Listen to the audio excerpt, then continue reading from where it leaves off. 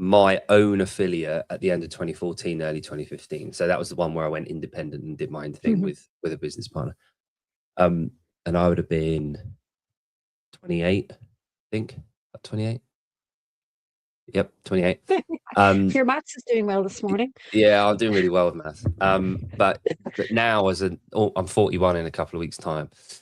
As a very, very different stage of my life, it is incredible the difference in, and I know that word that we talked about for the L3 application, the application of my coaching towards people that are a little bit older has completely changed. Like how I treat people in the gym, how I talk to them, my considerations, how I treat them when they walk in late. I know that's a bugbear of mine, but it has changed. But I think there's just an understanding, because, you know, I think back in 2014, 2015, even earlier than that. So like 2012, 13, when I was first in the box, I could not understand it. I could not understand how someone would be tired going into the gym and not being able to push. I just didn't get it. I didn't understand it when someone said they'd been up late with their kids. I was like, and? Yeah. And that was what I was. Yeah. It's funny you bring this up, Jay, because I actually had this conversation with a coach last night as well. He's a new dad. Child is now, I think, just over 3 months. And he said the biggest change to his coaching has been that sudden awareness of what people mean when they say they're tired and why. And you know, and it's really, and it's also, like we were discussing about how it's opened up his eyes now to you know what? There are so many people in different phases in life. And if we haven't personally experienced it, we can't even imagine what it's like for them. And so we need to remain curious about it, about what does that feel for them. You know, I'm a 50-year-old woman. I also don't know what it feels like to be a 25-year-old man, full of energy, ready to, you know, go balls to the wall and, you know, whatever. So, do you know that the word curious is awesome, because that is a positive way of looking at it. You know, it's constructive, it's positive, it's how do we move forward. It's curiousness, isn't it? That's cool. But yeah, I often catch myself forgetting how it feels to be the 25-year-old bloke, because I was 20. I was basically 25 when I found CrossFit. 25, 26. And I remember being that guy. I remember the guy that lost weight. I was into bodybuilding before that. I played football, soccer, and for my whole life. And the difference that it made on the pitch, it is unfathomable. The difference that CrossFit made on the pitch. Now, I've talked about this before, but I'm very, very fortunate. The first gym that I really locked in at and stayed at, the one that opened up in my hometown, anyway, and the guy Lee Carnaby, shout out to Lee, the Carnabeast, still going strong. He had a background in PT and S&C, and he opened out a CrossFit gym because he really liked the look of it. It was the tire flipping, the hammer hitting the tires, the sandbags, the lunging, the running, the kind of the old school sort of cross kettlebells, and then because of that background that he had and his emphasis on the metcons and the nutrition, it was the base of the pyramid that he really dialed in on for the whole membership base. And what I really liked about Lee, and I think now he was early 40s, so he was my age now when I was the 25-year-old coming into it. And I think now, when I look back at what he was emphasizing, prioritizing, trying to downplay, trying to make sure that everyone understood the real objective of being in the gym, because at that time it was thrown in, and Annie, thrown in Annie, and Sam Briggs was about, and Sam Briggs was about to win the game. She was the darling of British CrossFit and that kind of thing. And it would have been easy for him to just sort of gone, yeah, we're doing snatching every day, we're doing muscle up drills and that kind of thing. But what he took was his prior knowledge of what worked for people, for longevity, for health, for fitness, for feel good and everything like that. And he applied it to the method, or used the methodology to apply that that in the gym. And honestly, like the fitness levels in terms of just baseline fitness and nutritional awareness was through the roof across the whole gym.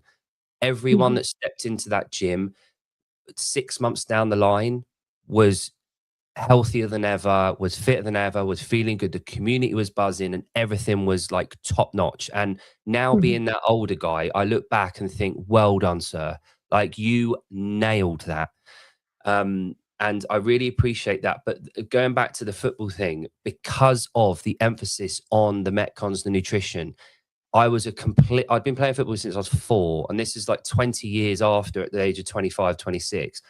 I played centre mid. It completely changed my game. And to the point where I got to 30 and I was potentially going for like trials at certain like Saturday morning clubs where I hadn't ever done levels, that. And I had to make a decision then. I was like, do you know what? No, I'm about to open my own affiliate, or I have opened my own affiliate. I need to prioritize staying away from idiots that are going to take my legs out and get me injured. And I need to prioritize that. So I stopped playing football together. And then came along all of the powerhouse programming and the you know, the mayhems and the people putting out programs online to buy, and affiliates didn't do as much of their own programming as they could as they were prior. And I feel like that was a bit of a turning point for generally what was considered on the gym floor as staple CrossFit. I feel like around that time, around 2015, 16, we saw a shift away from the base of the pyramid, and it sort of started to get further up as a base. So people forgot the base of the pyramid. Yeah. Yeah, absolutely. I saw that too. It was that, you know, originally it was, you know, making sure you're working on your engine and stuff and your recovery. And they were discussions that were happening in the class. And then you're suddenly moving to, okay, let's just do strength and Metcon. And then, okay, let's make sure we have a weightlifting class to only focus on this thing. And, oh, let's just have a gymnastics class to only focus on these things. There's nothing wrong with those at all. No. If they still fit in within the pyramids. Because if someone hasn't been building up the lower layers, there's absolutely no point them doing the thing. It's just like, what's the point of getting someone to do an air squat if they're not hinging at their hips? Yeah, precisely. And what's the point in getting someone to do Olympic lifting sessions or weightlifting classes if they can't do Cindy without looking rubbish? Like if you're able to do a 20-minute AMRAP of including 15 air squats and they're immaculate, at that stage you could argue, right, okay, cool, we'll look into progressing you. And that was the sorry, excuse me. That was the older, that more defined. Like you look at the girl WODs, like the girls are predominantly for time and Metcon based. And there's a good reason for that. And there's a reason they've stood the test of time. But yeah, so I don't want to sound like that guy that's like harking back to an era gone by, because it's still, we've built on top of that. And you know what? A lot of the gyms out there are doing a fantastic job of maintaining that. Absolutely. And I think there's also nothing wrong with beginners learning high skill movements and stuff, because it's all about your neurological adaptation. That's what it's all about. But it's the question of where do your members put the priorities on?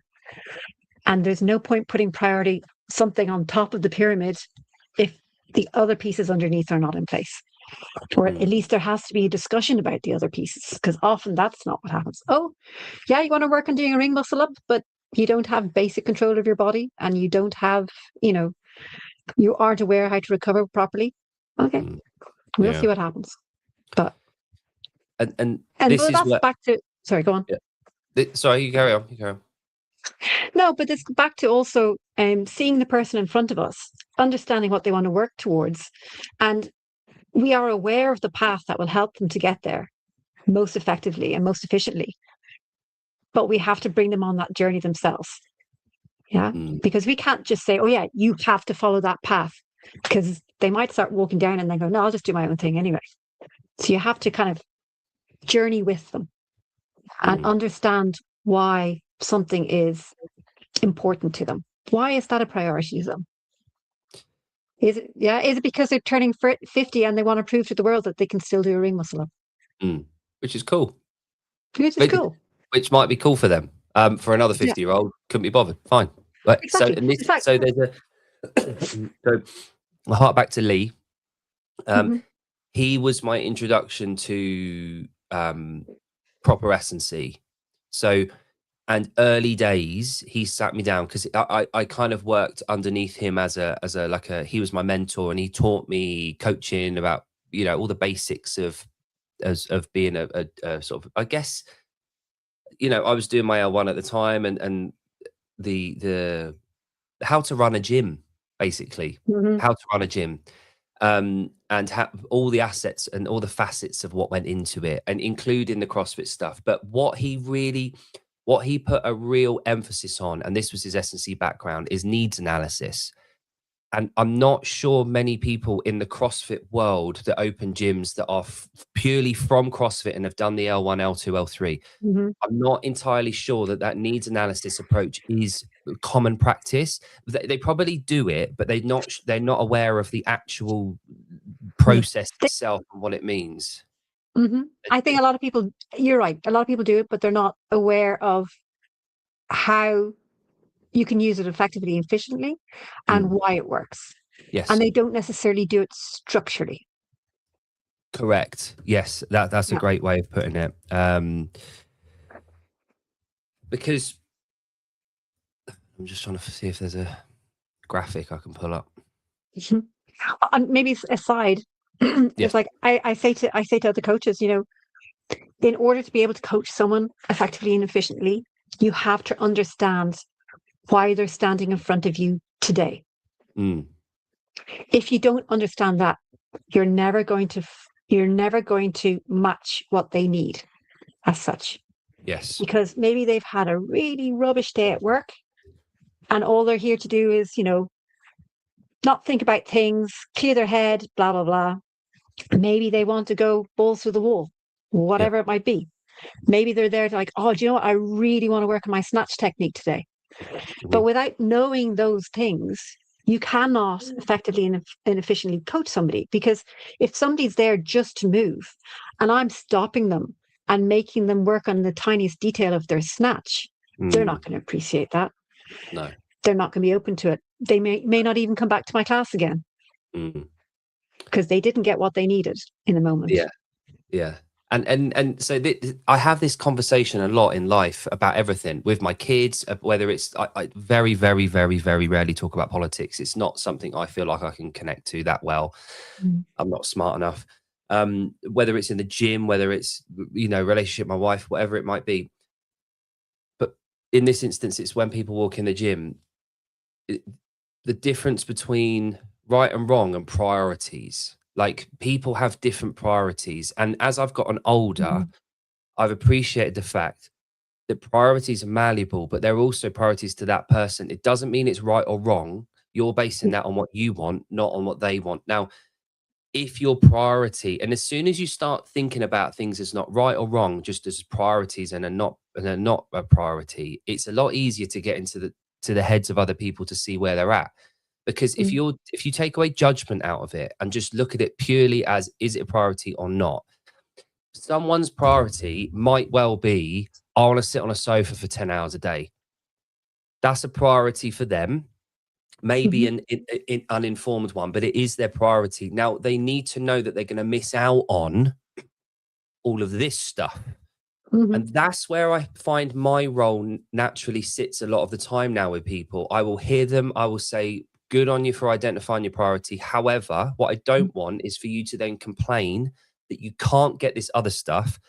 But as long as you're aware that you've prioritized A over B and C and D and E and F, Mhm. we're good. I'm not going to judge you, but here's the education to suggest why these Yeah. stuff are probably a better option for you. But I'm never going to judge someone that, whereas before I would have You been, wouldn't judge them. you know, yeah, judging, and I wouldn't Mhm. have been able to empathize and to think about that. And we go back to that, the person, the mum and the dad, and with the baby, you know, the newborn, Mm. they want to prioritize 2 hours after work, going to sit down on the sofa after having a terrible night's sleep, after having an argument with their boss at work, losing a client at work. traffic on the way back, hungry because they forgot to pack their lunch. Yeah. The bank is empty. Hormones all over the place. Yeah, and then all they want to do is go home after work and sit down on the sofa for 2 hours. Who the hell am I to judge them to say that that's not a priority for them on that particular day? Instead of harassing them, where were you? Why weren't you at the workout? Da, da, da. There's a difference in approach. You're getting to the same point, but there's a totally different approach to this kind of thing. And having understanding and being, like you said, curiousness. I'm curious about why you weren't at the gym today. Like, and then they might open up, and then you build that relationship. And that's where the coach role really, that's what excites me about being a coach. I get to understand people, and then I get to use this thing. I've just screen grabbed this off the internet, so I'm sure it'll be fine. But this is the basics of needs analysis. So, and for me, when it comes to this, specifically applies to like skill-based work, you know, for in the gym. So rather than life management, task-based work. Yeah, exactly. Good shout. What skills are needed to progress? Okay, this is what I need to progress. Where are they at the moment? Identify the gap in between those 2 points, and then implement it. It's a real 1, 2, 3, 4, 5 approach to that. And the needs analysis is, and like you said, it's something that probably all CrossFit coaches eventually do at the affiliate. We all find it's the natural progression of things. The needs analysis is just a nice, tidy way of summarizing each of those steps up.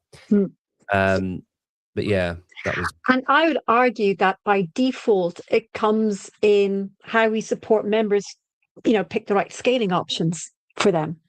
Yes. Because I think, and that I think was step 4 is, you know, how do you close that gap? It's like, okay, scaling options should be varied as well. Yeah. They should also be constantly varied, but they should be chosen to understand what's going to help this member move forward. It's why always doing banded pull-ups is not going to help them move forward. Yeah. Or toes to bar is a great example. If they only ever do knee raises, they're not necessarily going to practice the compression or more power in the hip flexors. Maybe instead of knee raises, they should be doing straight legs as high as possible. Maybe they should be holding onto the rig and practice from lying down, bringing their toes to their hands. That's the part where the magic happens in CrossFit gyms, is that figuring out what is that scaling option or adaptation that needs to happen to help that member move forward, to move that needle.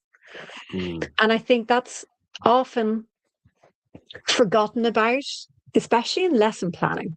This is one of my bugbears, is that, you know, we have a RX version of the workout and we have a scaled version of the workout. Fine. But there should be an infinite number of scaled versions of the workout. And you know your members. So you should know, okay, what are their current challenges? Maybe I need to give them 3 different options for handstand push-up alternatives. Depending on what they're working on. Maybe I do need to prepare, maybe in today's pull-up workout, instead of letting them do banded pull-ups and stuff, they have to practice their kipping swing or their hip hop or whatever it might be. And this is where often I think a lot of coaches don't take the opportunity to be creative and to really match their members' needs. We're back to being curious again. What can help our members move forward? That was something I learned over time as well, because in my head initially, and I always say this, 2012, 13, 14, like I hate to say it, but a lot of us were rubbish. Like a lot of us did, like we had half a clue about what we were doing, but we really gave a shit. We really cared. We were, you know, CrossFit through and through. We wore the Reebok gear and all that kind of stuff. We gave a shit, right? And we were willing to learn. We were willing to adapt, and that was the cool thing, right? So, over the time, early days, it was like here's the RX, and then adjust the suit. It was basically right. Yeah, you got 5 minutes to kind of get your bar ready and set up your kit. Now I look back, and you know, have you got any like particular moments in life when you look back and you cringe? You're like, oh, like I didn't do the right thing there, or you know, I've so many, Jake. My Yeah, gosh, yeah, where to yeah, yeah. begin? No, but I think also in the beginning it was that, there are there's these two options in the program. You have to choose from one of the two. End of discussion. Yeah. And I think looking back also, it's not understanding that a workout can be used for practicing skill work. Yeah. Yes. It does not have to be. So intended stimulus is golden, but it also offers the opportunity to practice skill work under fatigue. Yeah. And giving people the chance to see, okay, I don't have the 7-bar muscle ups that it says on the thing. I might have one. It's like, okay, you can do one and then 2 attempts, whatever it is for the member in front of you. But I say they were the low hanging fruit that I wish I had picked earlier in my career as a CrossFit coach. That's a great shout. An example, a good example of that is like the easy one that most CrossFit gyms have probably got out of 100 people, 50 people working on are double unders, or like they're the one that like half your class probably hasn't got them or is frustrated with having not got them. And when they're programmed in a workout, rather than just doubling the number and putting them in single skips, and they're jumping that far off the floor and they're not gaining any technique or progression towards getting the double unders. What Dan and Erin do really well, the affiliate owners where I work, right? If it's the Metcon, because they've thought these things through and they've been doing it since 2012. So, that experience is there. But understanding is they work out, say if it's 30 double unders in a workout, let's say for argument's sake, that's 30 seconds for the people that are at the top. Right. You're going to have 45 seconds to attempt double unders in that workout and then move on. So you need to look at the clock rather than just doing 60 single skips. It'll be 45 seconds with the rope in your hand, trying to do double unders under fatigue and then move on. For me, that is such a cool concept because it gives people license to try without worrying too much about the time leaderboard or whatever, or the reps. Yeah, you're getting the feeling of those double unders in the workout rather than just going and not getting much out of the singles. There will be people who do not want to practice their double unders. Fine, that's okay. Yeah. But I think giving room to people to practice within workouts is something that makes such a difference to the members, not only their progression in the skill, but they feel seen. They feel understood by the coach and they feel like, oh, this person really wants me to succeed in this. So, but it's like, so many examples. It's like yesterday, a woman, knee injury, we had wall balls in the workout. And so we agreed, okay, they're going to be not to depth because you can't squat below parallel, but you're going to go for a higher target. And she's like, oh, yeah. So she's still, because she's like, oh, if I don't do it to depth and it doesn't feel like I've done some work, I was like, okay, we're going to do something different. So that in that sense, you can still push people while maybe they're not doing the full range of motion or something like that. You can play a bit. And this is why I've always back the argument of scale, program for the best, scale for the rest, because if you scale for the top end, not only do you set a high standard, but also you are then infinitely scalable below that and in between. Absolutely. And I think I mentioned this the other day on a call with Gareth, is that you had said to this point, and it's really true. The Open offers the individual members an opportunity to just do the standard, and that it gives them license to go RX for the first time. It might be for the only time all year that they can say they did an RX workout, even if they do the minimum requirement or they get halfway and then can't do it. So what? This is our chance to do that. Yeah, they've picked up that 15 kilo or 22.5 kilo dumbbell. Yeah, and they fought their way through it, but they did it. Yeah. They dared to pick it up. And I think this comes back to the point of all other parts of the year, we spend our time adapting the workout to the person. And the Open is the time where we have to adapt the person to the workout in the sense of these are your, with foundations, but we'll just talk about the main two. These are your two options. You have to pick one. There is no mix and match. There's no, you can grab your band or you do your whatever there. That's the choice. And it's to help them mentally prepare for the fact that they might not succeed. Yeah. They might be challenged with the weight. It might feel miserable. It might feel a bit different. Yeah. But there's going to be a whole group of people cheering them on. Yeah. And you know, that the whole preparing for life, the known and unknowable, right? Mm-hmm. Life will throw you a shocker now and again that you haven't got the equipment to deal with. Mm-hmm. That will happen. And in those instances, you're not always going to be prepared. You can't finish the task. You're unable to do what you want to do. And we always talk about this. It's almost at the point where it's cliche, the amount of Instagram posts about all this all the time, is you learn from it. You don't just repeat the same mistakes all the time. You learn from it. Now, the Open is a really good example of, holy shit, pull-ups came up and all I ever do is banded and work on that. Right. Mm-hmm. At the end of that Open, you have got a whole year now to work on that and to get better at it. You know what you're doing. Speak to your coaches. When you're in the sessions, you've got a really good opportunity for this. And again, stepping away from that slightly, as a gym owner, what better time to find out those needs? Yeah. Like, Yeah. No, absolutely. And I think that's the responsibility of coaches as well, is to close that loop, is not just let someone do the workout and off they go again. But it's like, okay, how did it go for you? Where would you like to improve in the future?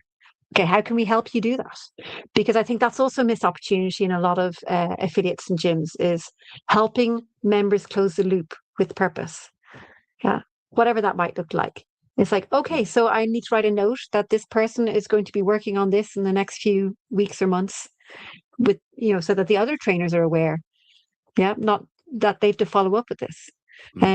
These are all things we can do as coaches after the Open, after the event. It doesn't just stop when the Open finishes. No. It's not free reign to do what you want now for another 11 months. And I almost guarantee you the gyms. So if you get all your athletes to sign up, so Jamie, a method, right? He's got over 300 members now signed up doing the Open.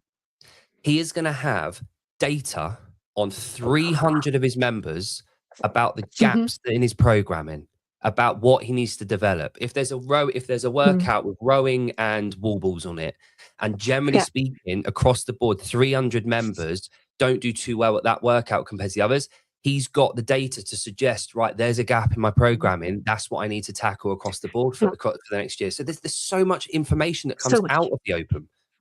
Yeah, and well, I would argue we have the information year long with whiteboards and stuff like that. I was wondering if you can do me a favor, Jake. I wrote an article for CrossFit.com about data analysis.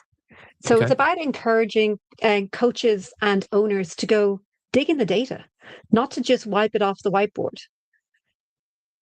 Yes. Because the point of CrossFit, or how we define things in CrossFit, is that they're observable, measurable, and repeatable. And this offers us so many opportunities to understand where are our members now, where are the gaps, so gap analysis, things like that, and then to come up with plans of how to close the gap. Have you managed to find it? Sometimes there's a few. When was it posted? 24, 23 maybe.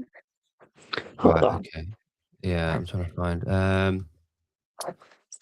Sorry, what would the It's a good question. I think maybe just type in Farran McKay data analysis CrossFit. I don't know. This is I love live broadcasts. Yeah, that's all right.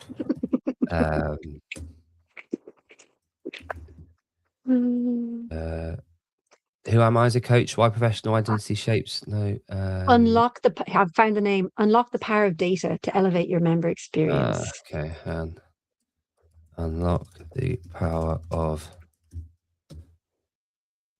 Here we go. Yeah. Because lovely. Look at this. I mean, we all read in the level 1 guide, and we heard it in the lectures, and also maybe a bit in the level 2 and level 3, that we should analyze data. We should look at patterns. But the idea of this article is to help people figure out, okay, how do I start doing this? How do I go about not just collecting the data, but doing something with the data as such. So there's a couple of tips along the way about the approach you can take. And if you go down a bit further, there are like questions you can ask yourself and examples of graphs and examples of how you can interpret the graphs and what it might mean as such. So these are all real world examples that are in the article. And I would definitely advise coaches and affiliate owners that after the Open's over and you have all this wonderful data, to figure out a way of how to analyze it. And I am pretty damn sure that there's a member in your box who loves data analysis. Yes. Yeah? Who, if you're not into doing this for yourself, they will do it for you. Yeah. Because it's a skill that I think as owners and coaches, we do actually need to understand. Yes. So we can help our members. We can adapt our programming, adapt our coaching, adapt the scaling, whatever it might be, to help our members become more effective and efficient. Excellent. I'll post that on Instagram, get more people viewing that. That's really cool. Yeah. It's funny you say about the analysts in the box. It was something I was going to bring up around how do you deal with these people. So there's always give them something to do. Yeah, I won't give their name. Well, do you know what? All along, I seem to attract these kind of people for personal training, right? It's people that really, really, really give a shit about the minutia, and perhaps that goes hand in hand with wanting personal training, one-on-one, maybe. But there was along the way. I'll give one example. Maybe differently. Maybe they appreciate the details. Would that be it? Yeah, potentially, and yeah. One client of mine who was a PT client, but also a member at my gym. They were very, very, very very smart, as in PhD in this, that, and the other, and really high end. Like made me feel like a complete caveman. And however, was very binary in why isn't this working? Like, why can't I do this? And no matter how many drills, no matter how, the frustration was overwhelming because it wasn't as binary as they'd hoped. And the frustration led to anger. I sound like Yoda now, don't I? And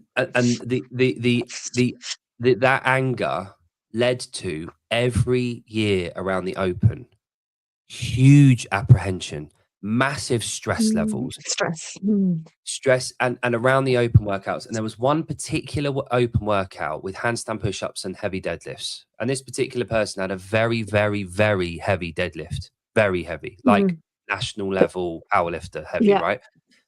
But they couldn't get to the heavy barbell because the handstand push-ups weren't working. And they'd been working on handstand push-ups all year. And it was I know people say about Laura Horvath, right? Imagine that, but a box level athlete. Like the handstand push-ups was that Achilles heel. And this person sort of left the gym mid-workout, frustrated. And after I'd finished sort of head judging the rest of the room, I checked my phone to call this person, and I'd had an email saying that they're quitting the gym and they're leaving CrossFit. And so I gave this person an hour or so, then called them, had a chat, brought them down a bit. And then I said, you know what? I'll delete the email. Let's forget all about it. But I think it's really easy for people like myself, who I haven't got a competitive bone in my body, right? I genuinely, I'll look around the gym and I'll genuinely be happy for people to crush a workout when I've failed, like when I've failed it, but when I've found it really difficult, right? So it's really easy for me to say, well, don't worry. Or it's only a workout, that kind of thing. But I've seen it in the flesh time and time again. And unmoving as well. Oh, yeah. And it's really difficult to get into the mindset of those people when you don't have that in you yourself. So around this time of the year, there's probably going to be a little bit of that from those people around the Open. As a coach, what do you find is it down to communication? Is it anything we can do to assist that, or do we just sort of let it happen? Well, there's a couple of choices basically, and it depends on your relationship with the person. It depends on the relationship with the person. I generally say around the open, there are two things that often get in people's way. Either they have a big ego or they have a small ego. And by ego, I'm just talking about self identity and stuff like that. You know, we all have ego. We all need to have ego to feel like we're capable of doing something. So ego in itself is not a bad word, but ego can get into our ways if we're not careful. Now, by big ego, I mean the ego where performance is prioritized over progression, where people's identity is so wrapped up in the performance. Yeah. They need to feel seen. They need to be respected based on their performance. Yeah. Got it. That's like the big egos. And you have the small egos, and they just want to feel safe and capable. And for them, safety is much more important than progress. So they're going to be the ones who go, no, it's okay. I'll just keep the 2 5-kilo plates on my barbell and do my deadlifts with them. It's okay.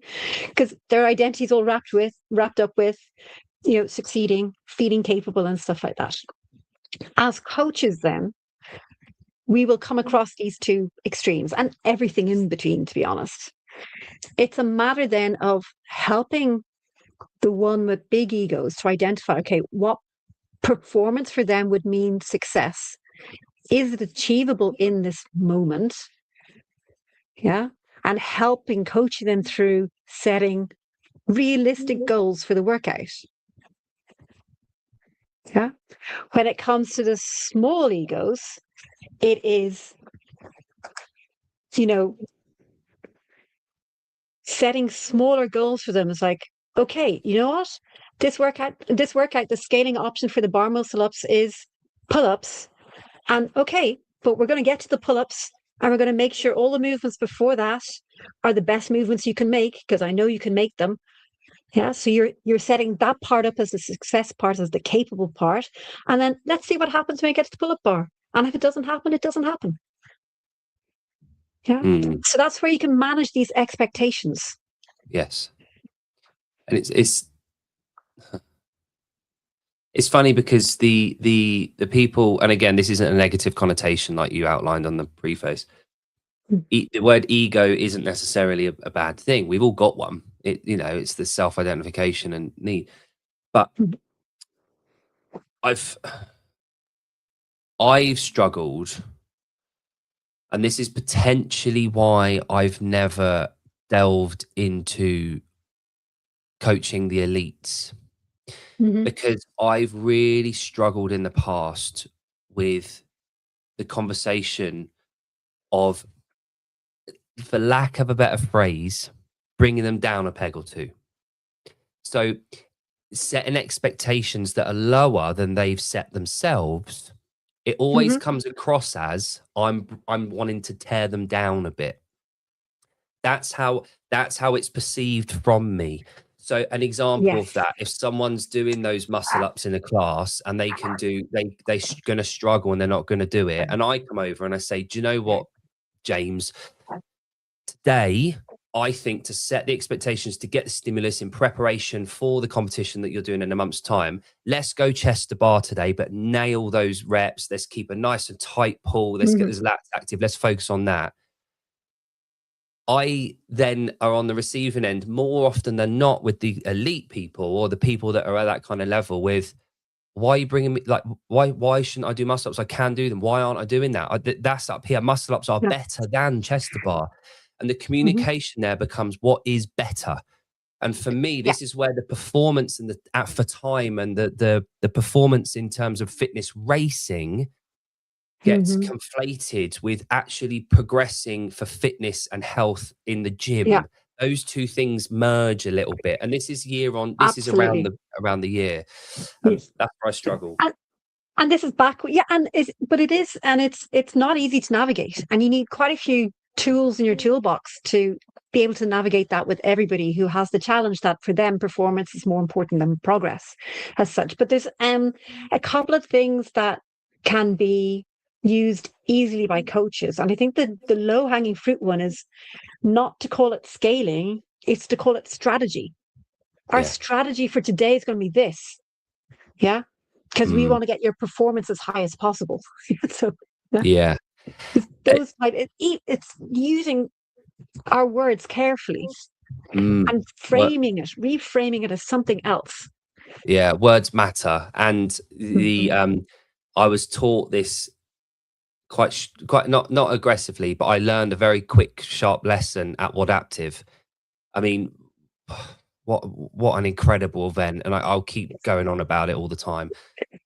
But I was stood with Abby, and like one of our first conversations earlier in the day, we were stood watching the first workout. And Abby had been in heat 1, so we were stood there post workout, and I was talking to her about how our workout went, and I was watching the second wave, and I was simply just in awe of the programming and the changes that have been made for each individual athlete based on their disability. And I said the words, "I love how the workouts have been scaled to suit." And Abby said, "You mean adapted?" And I went, "Oh shit, yeah." And it was like, ding. I was like, fuck. And I said, "Oh shit, I'm so sorry." And she's like, no, that I don't expect you to understand the terminology if you've never been in that this space. environment and learning. But it was a nice learning like point for me, because it was really obvious that I'd made that mistake linguistically. But immediately it completely changed something in my head about the term scaling or adaption, and then the whole adaptive games name, and then the Wadaptive, and then I was like, I was like, fuck, tick, tick, tick, tick, tick. yeah, it's parallel. It's the Paralympics. Yeah. It's parallel. It's the same but different. It's not up and down. I was like, holy shit, I've been thinking about it wrong the whole time. Yeah, because scaling is only to do with reps, load, range of motion. That's it. Yeah. That's all it is. Anything after that is adaptation. Yeah. And you're adapting it, certainly for people learning high skills, you're adapting it as a strategy to help them progress. But yeah, words matter to people. And yeah, whether you like it or not, words do matter to people. And again, it might not mean something to you, but if it does to the people you're working with and that you value, you will adapt your language. You will meet people halfway. You will be willing to work with people like that. And I don't think there's a better example of where we do that than the CrossFit gym. Like, and I was saying to Gareth the other day, stats around the Open, the fact it's the biggest mass participation event on earth, the Open. That's mad.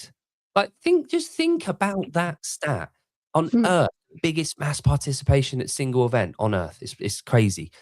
But when you're on the floor at the gym, before like quarter of an hour before, you've checked who's coming in, you're having a look at the workout, you're thinking, right, Debbie's coming in, she's got a dodgy wrist at the moment, we're doing power cleans, probably need to adapt that.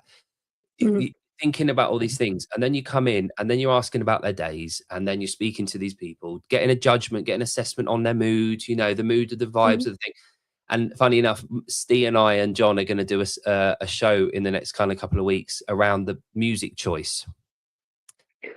One massively overlooked by everyone else other than CrossFit coaches. It's such a big part of being a coach is getting the music right, because you can make or break a workout and a session on one song. Like you could have your phone on random like choice, and like Adele comes on, or like it, and or something that you're just because you're feeling a certain way and the music reflects your mood. You have got to change that shit, because these people need to be banging. These need people to go, not feeling about their emotions. I'm going to give a low-hanging fruit, easy thing for all coaches listening to this to do, is that on Spotify, have yourself a couple of playlists, one for like a 7-minute, one for like a 20-minute, one for a longer workout. Yeah. Have your playlists for when you're doing your warming up and your general and your strength or skill sections. Yeah. Because that's something you can easily prepare and have ready. Because I always say, you know, you're completely right about the music can make or break a workout. I recently had to record myself coaching without music. Yeah, the members were warned up front. They knew what was happening, but it's like it made it. But for them afterwards, they're like, "Oh, that felt weird." I was like, "Yeah," because we're so used to using the music to help them progress, to help them move forward, whatever style of music it might be.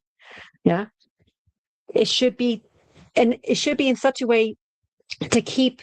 And I mean this in a good word, the physiological stress should be maintained. Yeah. That the heart rate is still going. Yeah. That the breathing is still going. The excitement is still going. The adrenaline is still there. And it's so important. Generally, I've fallen into the category. Now, I know all 50-year-old men love AC/DC, right? I know that. They love Thunderstruck. That is their favorite go-to song. Thunderstruck. Yeah. But generally speaking, if you put on trance anthems from the 90s, early 2000s, it sort of just merges into the background and people are okay with it. There's this dun, dun, dun, dun, dun, yeah, it's something is going. Yeah. Dun, dun, dun. But generally speaking, if you've got a heavy work, like 5x5 programmed or something like that, usually heavier, like normal, just generic rock music tends to get people emotive towards strength. So anger and force. Channeling those emotions. Yeah. It's a funny one, but we're going to do a show on it because we've got very, very different tastes. Yeah. But funny enough, I know you said about the Spotify playlists. My mate opened up an F45 gym in 2021. And I don't know if you know much about the way that the franchise works with F45, but each individual franchisee is basically given the task of creating Spotify playlists for their coaches to just press play on the iPad on the wall. That are like 50 minutes long. So you put it on 5 minutes before the session starts. Obviously, the timer ticks on the clock, the wall starts, the TV starts, it counts down, it goes through. You've got a whole 50-minute thing. Now, the issue that I found with playlists is if you're coaching too many times in one day, like you're going to get five playlists, five times the same playlist. But that's where, but you need to change it up a bit. You need to have a couple of. I'm the sucker for. I like keeping to certain habits, and I generally have. There's a old school hip hop playlist. I think there's over 1,000 numbers in it or something, and I just put it on random for most of the parts of the training, something in the background or whatever. But I agree with you. Yesterday, I had an intern shadowing me, and I was like, I've heard this song before. I don't need to hear it again today. Let's go for the other playlist. And he was like, what? I was like, I need to hear this again. But yeah, it's just one of those overlooked things that people don't even really need to talk about much. But for me, I'm so like music is a major part of my life, and I can't escape the fact that if I am coaching, the music's got to be nailed. And I know it shouldn't be a priority for me, but if I feel like a DJ, you know. But Jake, it's like you are allowed to have the priority. Yeah, I know. Yeah, because you're also meant to enjoy what you're doing. If I told you couldn't put any music on ever, no. Yeah, I'll put headphones in. But yeah, oh my god, I coach at the National Institute of Sport as well on the island. And a girl walked in the other day, 16-year-old girl, and had headphones on in the gym during a class. I had to have that conversation. Jake. I know, I haven't had that conversation for years. Like, I completely forgotten that people wear headphones in the gym. Anyway, that was a tangent. So, here's a question then. Well, before you say that, I'm looking forward to your to the session you're having talking about music, because I agree with you. It's something that a lot of coaches aren't even aware how much impact it can have on their classes and their own personal enjoyment of the class. Yeah.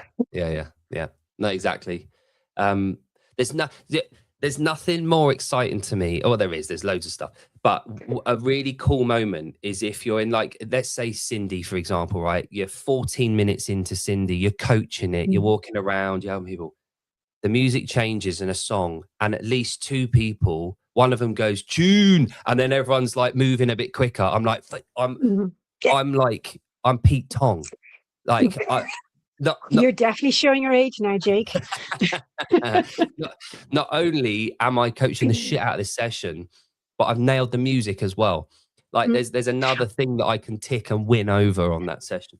Yeah, and I think atmosphere is really important in a CrossFit gym because it can help people, push that a little bit harder or feel comfortable or feel home or whatever they need in that moment. And I think that's also, we're back to lesson preparation again. This is also part of your lesson prep. You should know what music you're going to be putting on. What matches this? What matches your members that day? Anyway. Yeah. Do you know what I've discovered recently, though? I found an AI thing that you can make your own music in. Like, you can make your own songs. So it's a guilty pleasure of mine now. I just make some songs. Anyway, so this time of the year, we alluded to it earlier. People at the gyms are given license to try stuff, to do different things that maybe come up against something they can't do or they haven't previously been able to do. One of the biggest hallmarks of the Open is someone getting their first pull up, their first muscle up. That was me. Yeah, amazing. Epic. Yeah, it was Incredible. the ugliest pull up in the world ever. Ugliest, but I got it done. My chin went over that bar. Yeah, and it's well, I'm doing the judges course today, trying to get it done for tomorrow. And one of the things that I'm duly and rightfully reminded of every time I do the judges course is that opening statement of judges aren't there to correct form and to coach. They are to judge, to tick a box, to count reps, to keep time management, and to make sure that the standards are being hit. You're not there to clap or and the Open is that time where your coach then becomes the judge for there, and it's a different role that we play, and it's really cool aspect to the Open as well, because people get to see a different kind of element of that. And I think also now there's a lot of affiliates who have members coach each other and stuff like that. And I think as coaches, we also need to be aware that we have to give members permission, first of all, to give the no reps, that is expected of them, and that we have to treat the Open as we have to coach our members how to judge as well. Okay, what body part are we looking at? Because we might say, oh yeah, these are wall balls. We're going to do wall balls today. There'd be my nightmare movement if they come up tonight, but that's a different discussion. We're going to do wall balls today, and the standard is, it hits the target and the person squats to depth. Okay. But how are you going to help your members judge that? Where should they stand? What should they look at? Yeah. So many times I have watched, so I've done head judging lots of places. And so many times you start with the wall balls and you see that all the people are just looking at the hips or just looking at the target. And you're not going, okay, no, but we need to follow the movement. Yeah. So I think as coaches, we need to also be aware, especially in our briefings, that we also brief how to judge it and to make people feel comfortable with it. Yeah. It's something that should not be forgotten about. That is a really, really good point. I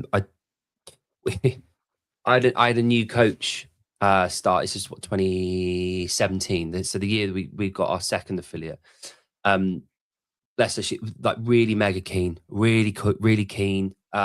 Off the back of being a member, it was her first. I think she'd done her L1 in December, and it was the February. Nice. And there was a wall ball workout. It might not have been 70. It was the one where you pick your own. It was wall balls and rowing. It was like a couplet for stuff. I fear that that's coming up today, Jake, but that's a different discussion. Yeah. Oh, it was horrible. But yes. Yeah, let's not go there. Although having said that, I looked at CAP and I looked at the main site this week, and on Tuesday, what day is it today? Thursday. On Tuesday, there were wall balls, rowing, So in the last 2 days of programming We've ahead had of wobbles, today, yeah. we had wobbles, double unders, high, knee raises, rowing, and burpees to a target. So we've had 5 movements in the last 2 days that I don't think, I could be wrong here, but I don't think they'd program them off the back of it. I don't know. I don't know. We'll see. I guess we'll see. Yeah, it's the excitement. See, this is why the Open's amazing. I've got a feeling Yeah. it'll be devil's press, but I'm just, and a 10-minute, I think it'll be for time with a 10-minute cap with a dumbbell for devil's press. I'm just going, that's what I'm doing. I hope it's not But we got squatting. distracted. Yeah, my Judging. knees.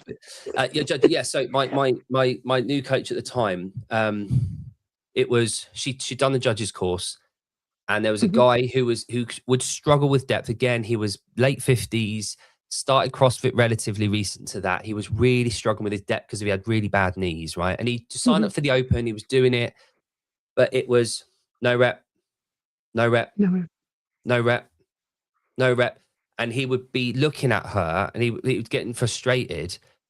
And it took me, because I'm working the whole room, I had to run over. I could see him get frustrated, and I said to her, like, can we, like, what's going on? And she said, "There's no reps." I was like, yeah, I can hear that, but like, why not? And I watched a couple of the reps, and I said to him, "You're not hitting the depth. We need to get your hip crease below the top of your knee. Let's work on that. Let's do a couple of reps where we're just slowing it down on the bottom, looking at that priority." And it was the role of me working around them, but it's a tricky one, isn't it? She'd come into the role of the coach away from being a member, and she'd taken it really seriously, which is great. Which is great. And in fact, but you need people to hold the standard in the Open. Yeah. You do not want to see on social media questionable reps. No. You don't. And you don't want, and your members, if they we've all had members who think they're going to squat to depth, and you're recording them and they go, oh, they don't want to see that on social media either. No. But this is where, and I think it's when I talk about giving your members permission to know rep, but also how to know rep. So, like, okay, if it's wall balls, no rep, deeper, no rep, deeper, deeper. Yeah. You have to just use that one word. So you're kind of making them mini coaches. Yeah, which is great. Or if it's, they've got a snatch and they're not fully extending the elbow, you're like, yeah, you're going to say extend, and you're going to show them what you want. There was one gym. Sorry, go on.